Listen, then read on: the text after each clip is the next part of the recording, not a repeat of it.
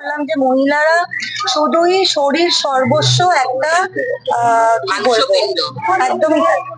হ্যাঁ, আমাদের আমাদের নিয়ে যদি কটাক্ষ করতে হয়, আমাদের ইন্টেলেক্ট ইন্টেলেক্ট নিয়ে মানুষের গালাগাল দিক, আমাদের পড়াশোনা নিয়ে গালাগাল দিক, আমাদের মূর্খ বলুক। হ্যাঁ, কিন্তু আমাদের পড়াশোনা বা আমাদের আমরা বলুক যে আমরা আনটাইম, বলুক যে আমরা রুড, বলুক যে আমাদের ব্যবহার খারাপ, এইগুলো দিয়েও তো একটা মানুষ বিচার করা যায় যে কার ভালো ব্যবহার, কার খারাপ ব্যবহার, কে কিরকম ভাবে মানুষের সঙ্গে কথা বলে। সেগুলো সমস্ত বাদ দিয়ে খালি একটা মহিলার শরীরকে নিয়ে, আর দেখতে কেমন? হ্যাঁ, এত মাথা ব্যথা শরীর নিয়ে তাকে দেখতে কেমন। হ্যাঁ, ওই তো বদন। হ্যাঁ, এই যে কথাটা যারা বলছে তাদের চেহারা কি জন এব্রাহামের মতো, তুই থাম। যারা এই কথাগুলো বলছে, যারা সারাক্ষণ মহিলাদের বুক পেট পাছা নিয়ে মন্তব্য করে যায়, তাদের সবার চেহারা কি ঋত্বিক রোশনের মতো? না, হবার দরকার নেই তো, তারা পুরুষ, এটাই যথেষ্ট।